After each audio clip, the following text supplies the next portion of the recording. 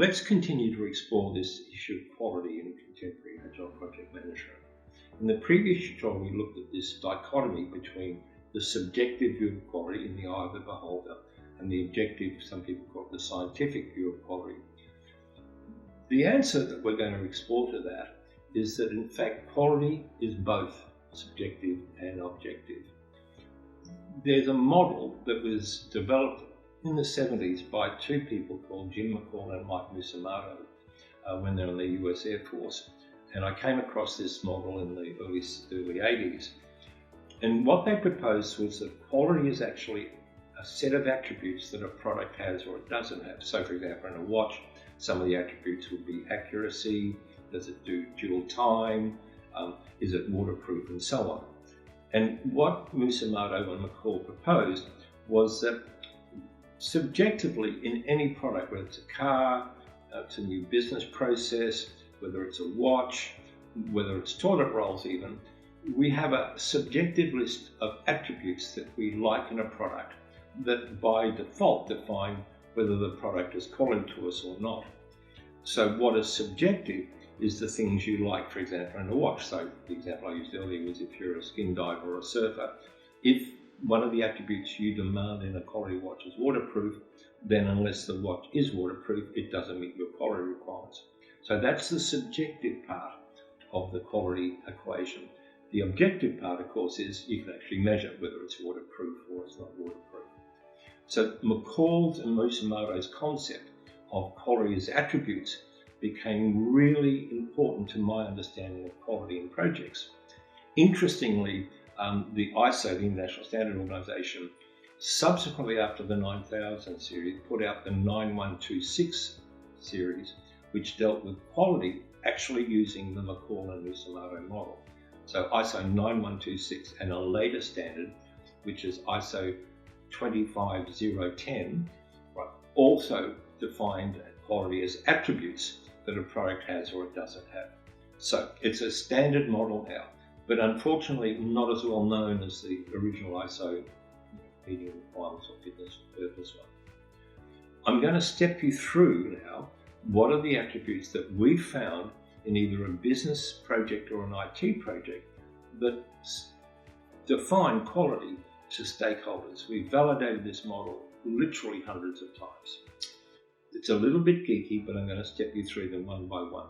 So the first quality attribute that people look for in a project world is conformity. Have you built a product that actually conforms to what people call sometimes functional requirements? Does it have the right data, the right processes, the right information, the right documentation, etc.? If we look at a watch, for example, conformity for a watch, basic conformity is it tells time. So if you have a watch that doesn't tell the time, you've got nothing more than an expensive bracelet. So conformity. The next one is usability or understandability. Can you pick the product up, or can you pick the new process up and understand immediately or as quickly as possible how to use it? This is something that Apple proved way back in the early 80s when they developed their Mac compared to the Windows versions that were there. You could just pick up a Mac and intuitively learn how to use it. So that's usability or understandability. Then we have the one attribute of quality that when you talk to most people, they default to, which is reliability or accuracy. Defects, as most people call them. So to many IT people, when you say quality, they default to this idea of, I've got to ship something with fewer defects. I'm going to change the definition of defect right now. A defect in any one of the attributes is in fact a defect, not just code defect or process defect. You could have a defect if I want a product to be, for example, efficient, which is the next attribute we'll talk about, and you deliver a product that isn't efficient, then I can legitimately claim you have a defect in your product. So a much broader definition of defects than what most people use. So we've got conformity, we've got usability, we've got reliability or accuracy. Now we go to efficiency. Efficiency just looks at how fast does the product work, or how efficient is the product in the use of resources such as networking, CPU, etc. There's also the same issue with efficiency in things like business process. Tons of examples of where the process works, but it is hopelessly inefficient to work through it. Many of us remember in the earlier versions of Windows and even the Mac OS, you'd see the little swirling sand timer, or the circles are being. So, efficiency. How fast does the thing work? Then you move to maintainability, which is the next attribute. If the product breaks or the process breaks, how hard is it to correct it without introducing new errors and get it back working again? I shudder to think what happens if my Apple Watch stops working compared to what happens if my Sylvester the cat watch stops working.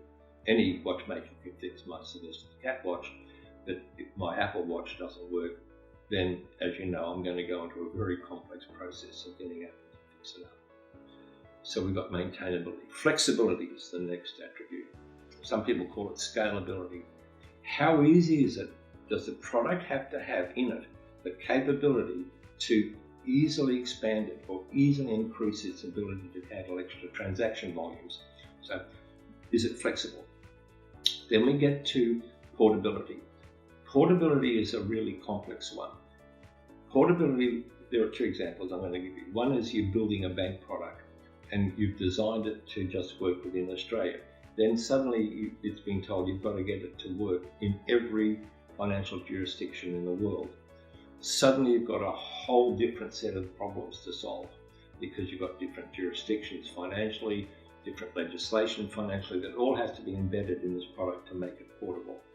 Another example of portability is where you have to write a system that operates exactly the same way in both a Mac OS and a Windows OS environment, or it operates the same way on an iPhone or an Android phone. As many of you will know, this is the issue of portability is currently a big problem with the Australian COVID app, where inconsistencies between the Android and the iPhone OS have caused problems in doing full connectivity. Portability is an extremely expensive attribute. The next quality attribute is reusability. Do you have to build the product where some of the product can be used for a very different type of application? In other words, you want to reuse some of what you built for another purpose. The classic example of this is the old object-oriented concept, where instead of each banking system calculating interest rates for personal loans and then the housing loan one does a different calculation, you have a single reusable interest rate calculator that's reusable from any of the systems within the bank. That's reusability. Then we've got auditability and security, and I combine these together to keep the model a little simpler. Auditability is, are there audit trails? How easy is it for audit to get in and actually check that all the controls are right and so on? And the one, of course, that's clearly a very hot topic in our digital age, which is security, access, avoidance of hacking, etc., etc. The final attribute is one that we had to add after we started using this quality agreement. So you have this paradox where you deliver this actually provable high quality product, got a number of the attributes met, but people still didn't like it and talked about it as being a bad product. And what they were talking about is what we now call job impact, which is the final of the attributes. And take, for example, something like SAP. You buy SAP, and embedded in SAP, for example, is a set of best practices. You've got a choice then.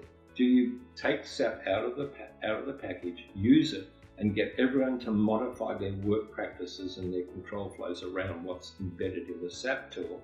Or do you decide to modify or redesign the SAP product, add extra configurations to it, etc., to minimize the impact on people's work? So either way, it's an expensive choice, but job impact says you've got to design a product that has to fit in within existing workflows. Classic examples of that is designing something for hospitals, designing something for that in police cars, in pilots, in cockpits in aircraft. You cannot disrupt normal flows. That's job impact. What we have found is that sitting up front of the project, and we'll talk about this in more detail in the next tutorial, you can go through each of these attributes and simply ask the sponsor and the critical stakeholders, is that mandatory or is it something you can give away? Because for every attribute you add, you're increasing the cost and the time of the project. One final note, many IT people have a similar model, and they have what's called functional and non-functional requirements, which look similar to our quality attributes. The issue I have with that is that those functional and non-functional requirements are actually embedded in technical documents, which sponsors and stakeholders generally won't look at. The thing that is really great about the quality agreement is you bring out those attributes up front and go through them one by one, and we'll talk about that in the next video. So, to make the final point, which attributes you like in any product is subjective. It's your call. But once you define those attributes, you can objectively measure whether those attributes are in the product as you've required. It resolves the subjective and objective dichotomy.